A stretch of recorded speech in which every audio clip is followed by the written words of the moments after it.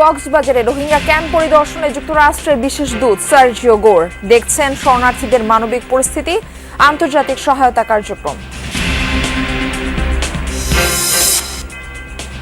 সংসদ কমিশনের প্রস্তাব বাস্তবায়ন হবে জুলাই সনদের আলোকেই, জানালেন আইনমন্ত্রী। গণভোটের রায় নিয়ে ছল চাতুরি চলছে, জামায়াত আমিরের অভিযোগ। দানাই বানাই করা হচ্ছে গণভোটের রায় নিয়ে। আমাদের স্পষ্ট কথা, এই রায় মানতে হবে। 133টা অর্ডিন্যান্স অন্তর্বর্তীকালীন সরকারের সময় জারি করা হয় এবং সেই অর্ডিন্যান্সগুলোর মধ্য থেকে প্রায় সবগুলোই আমরা কিন্তু সেই সংস্কারগুলো গ্রহণ করেছি। 24 সরকার পতনের সাথেই বিদায় হয়েছে গুম খুনের সংস্কৃতি, মন্তব্য প্রেস সচিবের। বললেন, বর্তমানে দেশ গঠনে মনোযোগী প্রধানমন্ত্রী। অন্তর্বর্তীকালীন সরকারের সঙ্গে তুলনা দিয়ে তার আগে যে ফ্যাসিস্ট গভর্নমেন্ট ছিল তাদেরকে আমরা বাংলাদেশে রাষ্ট্রীয় করব, সেই একটা ধারা, সেই একটা প্রবণতা কৌশলে চলছে। হাম শনাক্ত ও চিকিৎসায় এখনো পিছিয়ে জেলা শহরগুলো, বাধ্য হয়ে রাজধানীতে ভিড় জমাচ্ছেন রোগীর স্বজনরা। নতুন আপদ ডেঙ্গু। মা ও শিশুতে প্রাইভেটে নিয়ে গেছিলাম, ওইখানে ডাক্তার দেখাইছি, সে বলছে যে ওর হাম। আজকে 15 দিন যাবত ওর হাম ভালো হইতেছে। জ্বর আসলে আমার মনে হয় যে ডক্টর বা মেডিকেলের শরণাপন্ন হওয়া জরুরি।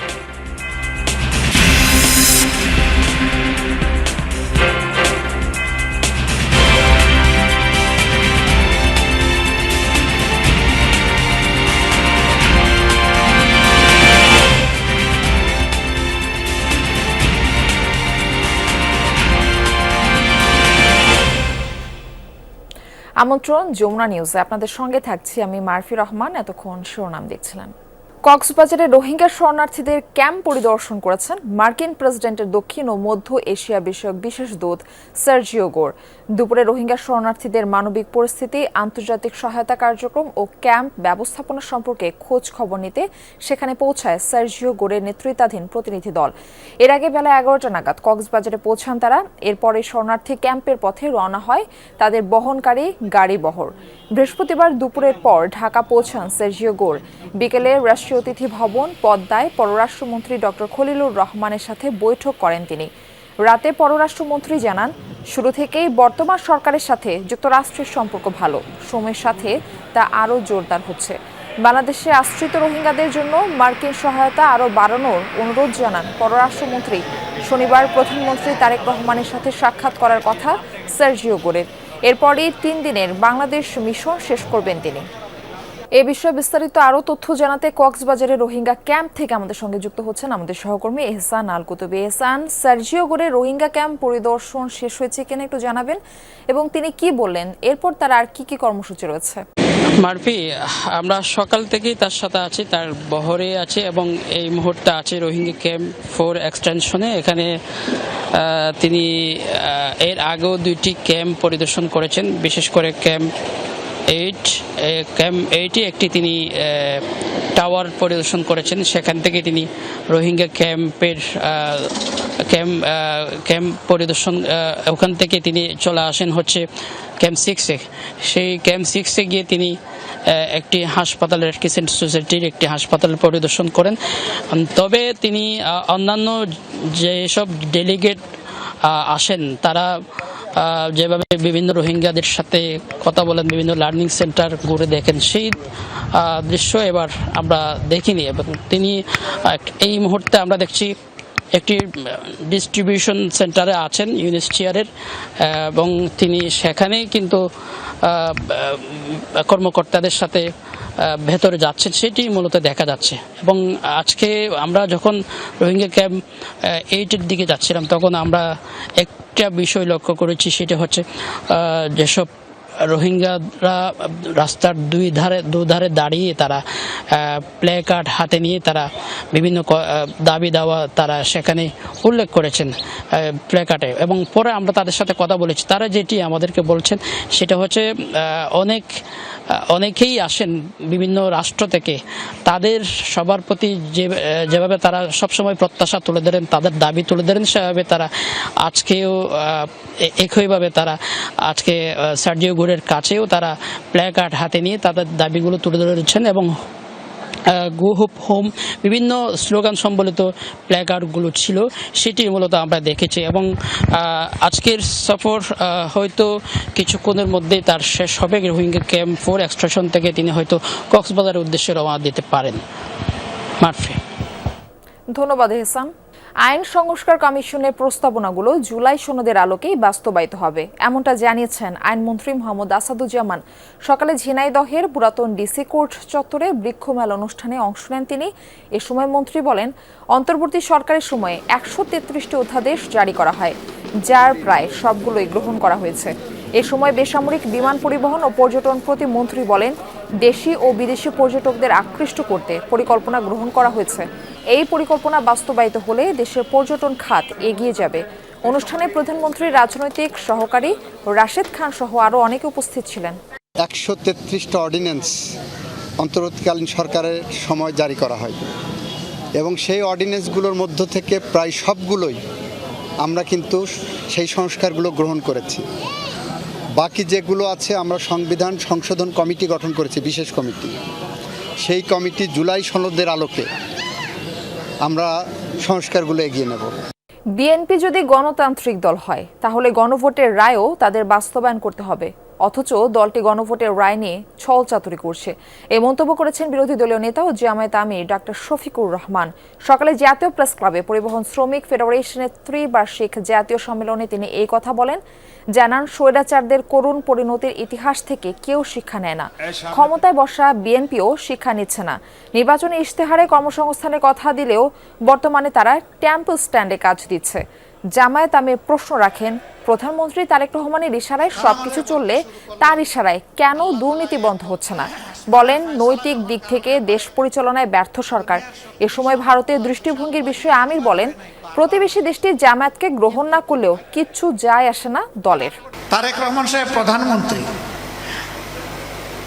তিনি চান না, অথচ দুর্নীতি সবাই করে, এটা কিভাবে হলো? আমরা দেখি তার ইশারায় সবকিছু চলে, তাহলে তার ইশারায় এটা বন্ধ হয় না কেন? দানাই পানাই করা হচ্ছে গণভোটের রায় নিয়ে।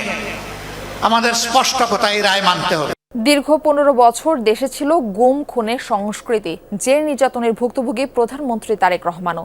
তবে এখন দেশ গঠনের সময় সে কাজে মনোযোগী সরকার প্রধান।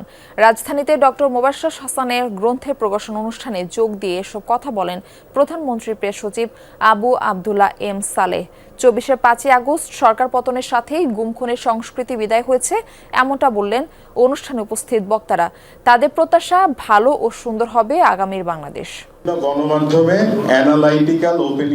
2017 সালের 7 নভেম্বর বিকালে আগারগাঁও থেকে নিখোঁজ হন শিক্ষক ও গবেষক ডক্টর মোবাশ্বের হাসান। 44 দিন নিখোঁজের পর ফিরে আসেন তিনি। তারই লেখা বইয়ের মোড়ক উন্মোচন করা হলো রাজধানীর বিশ্ব সাহিত্য কেন্দ্রে। ডক্টর মোবাশ্বের হাসান বলেন, বইয়ে হাসিনা সরকারের ন্যারেটিভের ফাঁকফোকর তুলে ধরা হয়েছে। শেখ হাসিনার এই যে উন্নয়নের যে ন্যারেটিভ, এই ন্যারেটিভের ভিতরে যে অনেক রকম ফাঁকফোকর আছে, এই জিনিসগুলোকে টাইমলি তুলে ধরা এই লেখাগুলা হচ্ছে একটা সংকলন। ডক্টর মোবাশ্বের নিখোঁজ থাকাকালে পরিবারের যে অভিজ্ঞতা হয়েছিল সেটির বর্ণনা দেন শিক্ষকের গর্ভধারিণী। দীর্ঘদিন পার হলো, আমরা কিছুই জানি না। তবে নেত্র নিউজের তাসনিম খলিলের একটা এর মাধ্যমে জানতে পারলাম, যাদেরকে গুম করে তারা হয় কচুক্ষেত নয় ক্যান্টনমেন্ট এইসব এলাকায় রাখে। ওদিকে যদি দোয়া করে ফু দেই, যদি আমার ছেলেটাকে আমি ফেরত পাই, এরকমভাবে শুধু আল্লাহর কাছে অনবরত কান্নাকাটি করে গেছি। এ সময় পরিবারের অন্যান্য সদস্য ও বিশিষ্টজনরা কথা বলেন। জানান, বিগত বছরগুলোয় সরকারের মুখপাত্র হিসেবে কাজ করেছে গণমাধ্যম। গণতান্ত্রিক বাংলাদেশ প্রতিষ্ঠায় দীর্ঘ সংগ্রামের যে অর্জন তা ধরে রাখতে জোর দেন তারা। এরকম একটা ট্রামার মধ্য দিয়ে আমাদের ফ্যামিলি তখন গিয়েছে। আমি প্রফেশনাল, আমি নিজে ইকোনমিক কমেন্টেটর, বিভিন্ন জায়গায় গেছি, প্রত্যেকটা ওয়ার্ড হিসাব করে কথা বলতেছে আসলে কোন দিক থেকে যাচ্ছে। যেটা ওর মা বললো, বিদেশ থেকে কন্টিনিউ চালায় যাচ্ছে, আমাদের কাছে প্রেশার আসতো।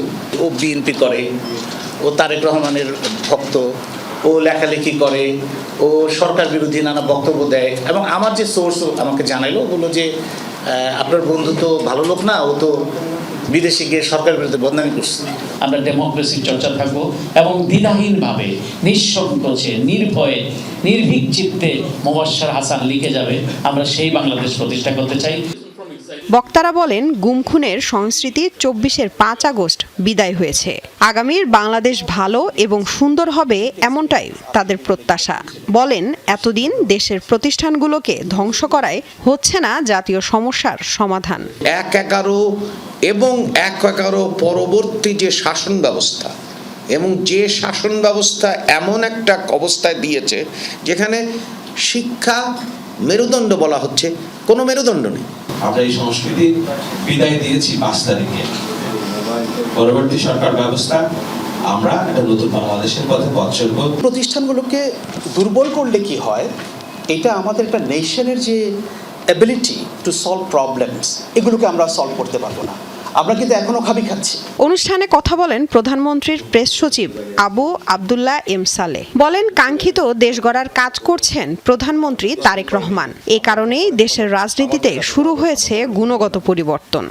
অন্তর্বর্তীকালীন সরকারের সময় এমন বেশ কিছু ছিল, কিছু সীমাবদ্ধতা ছিল, আমরা যেমন প্রত্যাশা করেছিলাম হয়তো সব কিছু হয়নি। এর মানে কিন্তু এটা নয় যে অন্তর্বর্তীকালীন সরকারের সঙ্গে তুলনা দিয়ে তার আগে যে ফ্যাসিস্ট গভর্নমেন্ট ছিল তাদেরকে আমরা বাংলাদেশে জাস্টিফাই করব, সেই একটা ধারা, সেই একটা প্রবণতা কৌশলে চলছে। এর বিরুদ্ধে কিন্তু আমাদেরকে সোচ্চার হতে হবে। লামিয়া তিথি, যমুনা নিউজ, ঢাকা। শেখ হাসিনাকে প্রত্যর্পণে বাংলাদেশের অনুরোধ খতিয়ে দেখেছে ভারত সরকার। কেন্দ্রীয় সরকারের পক্ষ থেকে দেশটির পররাষ্ট্র বিষয়ক পার্লামেন্টারি কমিটিকে এই তথ্য জানানো হয়েছে। বৃহস্পতিবার নিজেদের প্রতিবেদন লোকসভায় উপস্থাপন করে পররাষ্ট্র বিষয়ক কমিটি। ভারত বাংলাদেশ সম্পর্কের ভবিষ্যৎ শীর্ষক প্রতিবেদনে কমিটির পর্যবেক্ষণ ও সুপারিশের বিষয়ে সরকারের নেওয়া পদক্ষেপ তুলে ধরা হয়। প্রতিবেদনে বলা হয়, বিদ্যমান আইন এবং প্রচলিত প্রক্রিয়া অনুসরণ করে শেখ হাসিনার প্রত্যর্পণের অনুরোধ সংশ্লিষ্ট কর্তৃপক্ষ খতিয়ে দেখেছে। প্রতিবেদনে আরও দাবি করা হয়, ভারত থেকে শেখ হাসিনাকে রাজনৈতিক কর্মকাণ্ড চালানোর সুযোগ দেওয়া হয়নি। সিলেটে আজ দ্বিতীয় দিনের মতো জুলাই জাগরণ পদযাত্রা কর্মসূচিতে অংশ নেবেন নাহিদ ইসলাম সহ এনসিপির কেন্দ্রীয় নেতারা। দুপুরে সিলেট সার্কিট হাউস থেকে কোম্পানিগঞ্জের উদ্দেশ্যে রওনা হন তারা। বিকালে কোম্পানিগঞ্জ, গোয়াইনঘাট এবং সন্ধ্যা 7টায় জৈন্তাপুর উপজেলায় পথসভা করবে দলটি। আর আগে দুপুরে সিলেট সার্কিট হাউস থেকে রওনা হওয়ার সময় সাংবাদিকদের সাথে কথা বলেন এনসিপির মুখ্য সমন্বয়ক নাসির উদ্দিন পাটোয়ারি।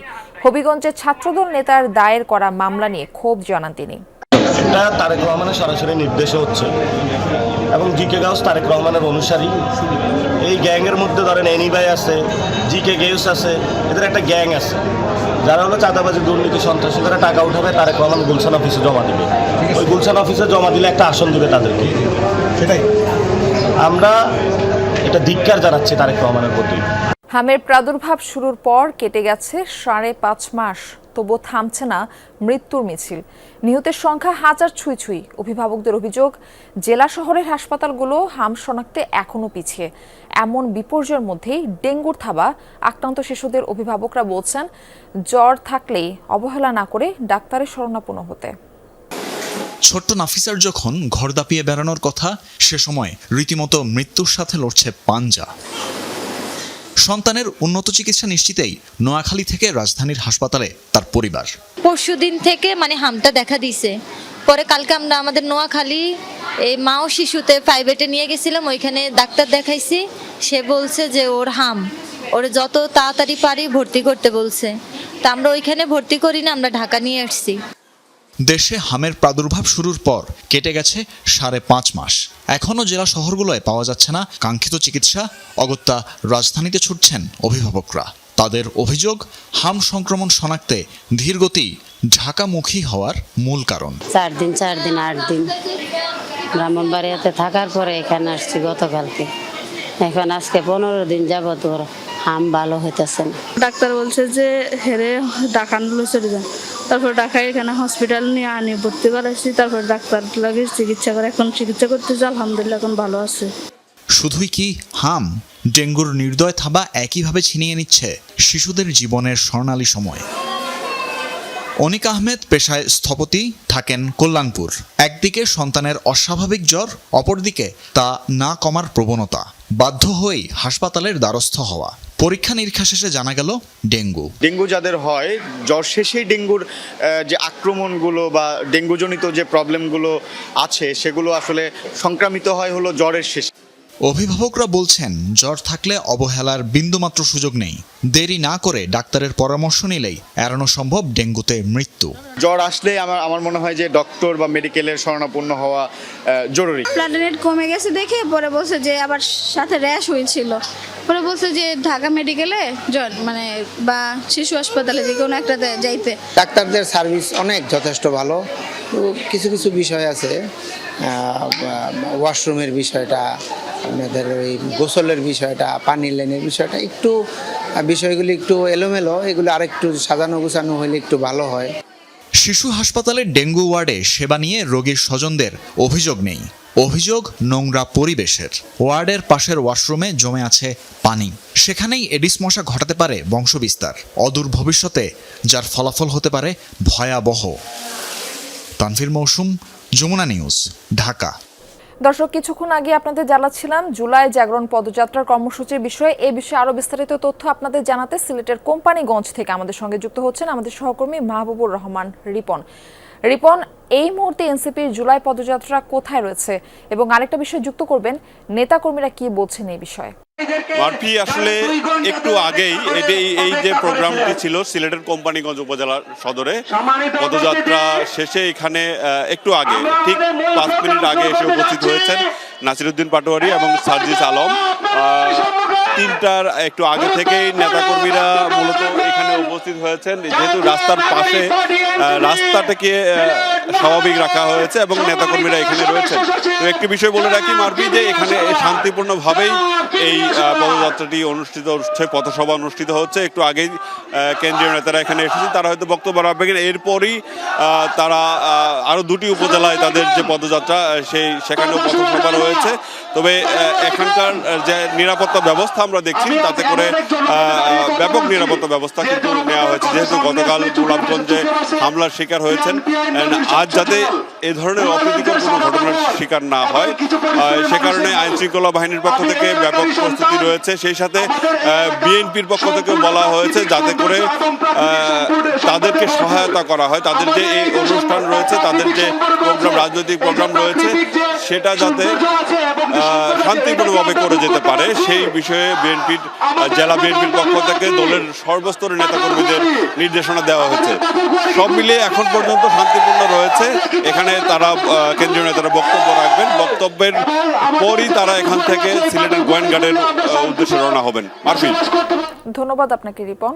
রাজধানীর মধ্যবাড্ডায় কর্মরত অবস্থায় সড়ক দুর্ঘটনায় নিহত পরিচ্ছন্নতা কর্মী শেফালি বেগমের পরিবারকে 4 লাখ টাকা অনুদান এবং 1 বছরের বেতন দেওয়ার ঘোষণা দিয়েছে ঢাকা উত্তর সিটি কর্পোরেশন।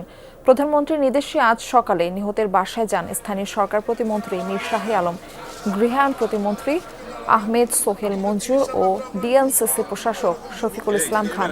এ সময় বিআরটি এর সাথে আলোচনা করে ফিটনেসবিহীন গাড়ি ও লাইসেন্সবিহীন অদক্ষ চালকদের বিরুদ্ধে কঠোর ব্যবস্থা নেওয়ার হুঁশিয়ারি দেন ডিএনসিসি প্রশাসক।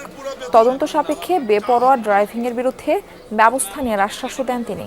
যারা বেপরোয়াভাবে রাস্তাঘাটে যানজট এবং যেই সমস্ত ড্রাইভাররা যারা রাস্তা গাড়ি পরিচালনা করে, তাদেরকেও সতর্কতা অবলম্বন করে রাস্তায় নেমে তাদেরকে গাড়ি পরিচালনা করার জন্য আমি দৃঢ়ভাবে আহ্বান জানাচ্ছি। যে সমস্ত ড্রাইভারদের লাইসেন্স নেই কিংবা ফিটনেসবিহীন গাড়ি চলাচল করছে, তাদের ব্যাপারে একটা কঠোর আইনানুগ ব্যবস্থা গ্রহণ করার জন্য আমরা বিআরটি এর কাছে আবেদন জানাবো।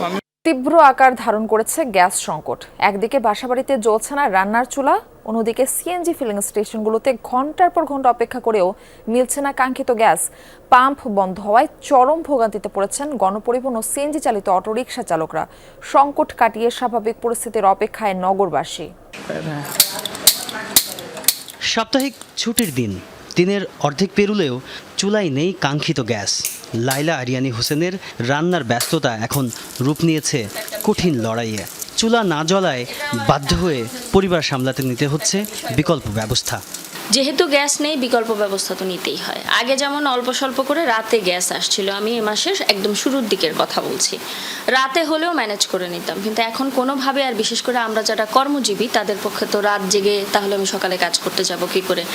সংকট কেবল বাসা বাড়িতে নয়, ছড়িয়ে পড়েছে রাজধানীর পরিবহন খাতেও।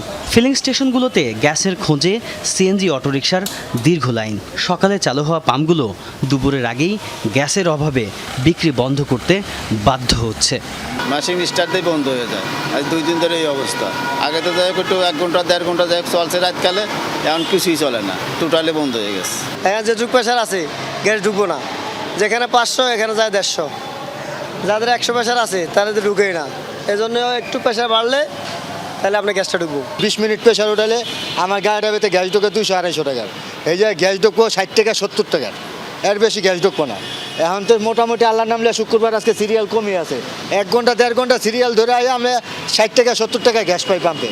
পাম্প কর্তৃপক্ষের দাবি, পাইপলাইনে চাহিদা মাফিক গ্যাস সরবরাহ না থাকায় সংকট তীব্র হচ্ছে।